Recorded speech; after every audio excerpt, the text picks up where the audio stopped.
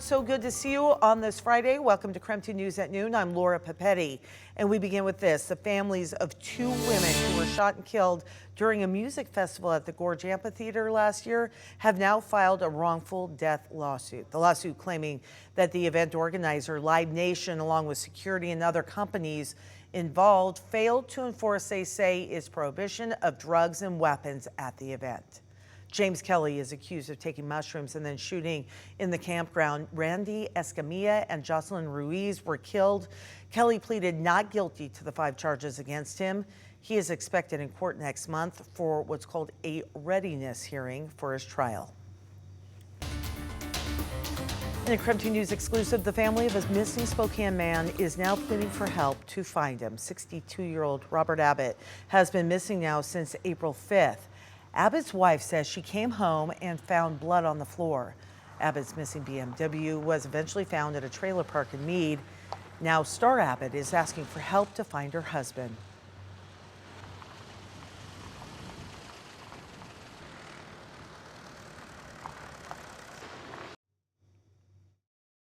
I need answers. I need my husband. I need my friend.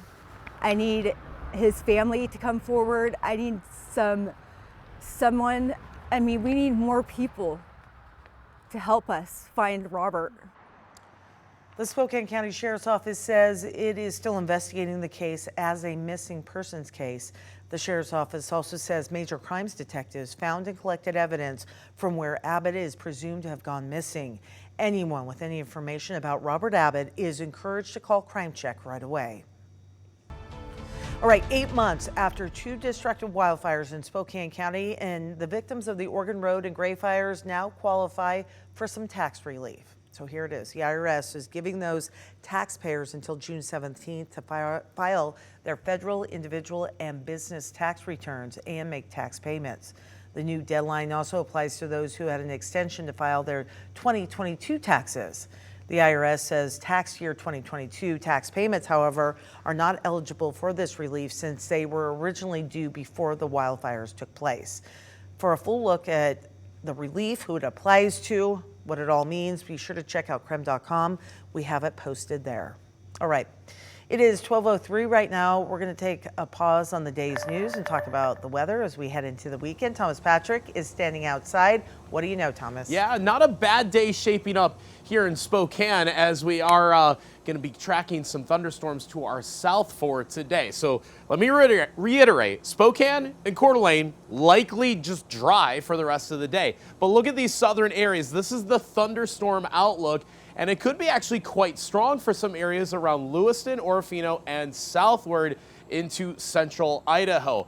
Heavy rain, lightning to go along with strong winds or hail are possible with the strongest thunderstorm cells that we'll see develop likely after about 5 o'clock today. So here's the latest on Doppler radar. There's a couple layers of some clouds overhead, but the key here is the areas where it is sunny, right over the Blue Mountains, over far southeastern Washington to the Lewiston area. Because of that sunshine, this is the region that will watch for any thunderstorm development. Just outside of it, where there's that cloud cover, that's going to stifle that energy in the atmosphere just enough. So that's why the thunderstorms aren't going to be quite as worthy for those other areas. Temperatures right now approaching that 60-degree mark right now, and again, the energy starting to ramp up. So we'll be tracking those thunderstorms and give you the latest on what our computer model is showcasing for the inland Northwest today before we get to a much warmer weekend.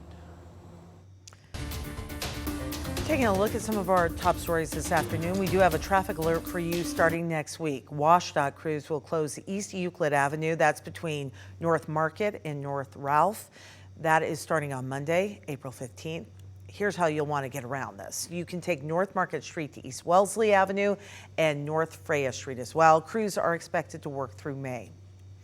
Also going on this weekend, Scraps is hosting a spring adoption event. Scraps is waiving adoption fees for adult cats and dogs. Look at that face. So today and tomorrow from noon till 4, pet lovers just have to pay the license fee to bring home their new best friend. For anyone wanting to look at the animals beforehand, there is a link on our website posted on KREM.com. Look at those faces, so cute. All right, Flight 509 has a soft open today in Spokane Valley. The business features a 2-story laser tag arena and other family fun activities. Flight 509 will hold a grand opening coming up, opening week rather, starting next Friday. Also going on this weekend, more than 2,000 young athletes will be running Junior Bloomsday. So fun. KREM 2's Brandon T. Jones has more from the newsroom. Any last-minute tips for all you runners? All right, for starters, if your child is interested in running, there's still some time to get registered for Junior Bloomsday.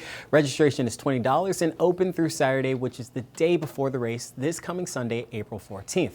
The mile-long race is open to kids from 3rd to 7th grade, so great experience before hitting that official Bloomsday course in the future. Here's what else you need to know.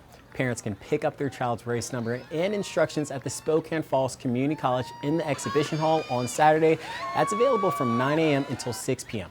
Packet pickup will take place in the gymnasium at the Student Athletic Center building near the college track. Yeah, my favorite part has to be just the way the community shows up. It sounds a little cliche, but there's nothing like it. And I think that it's nothing that I can organize. It's nothing that anyone can organize or do. It's just the energy of the people of Spokane. For the race itself this weekend, runners can come up anytime on Sunday between 9 and 10 a.m. at Spokane Falls Community College.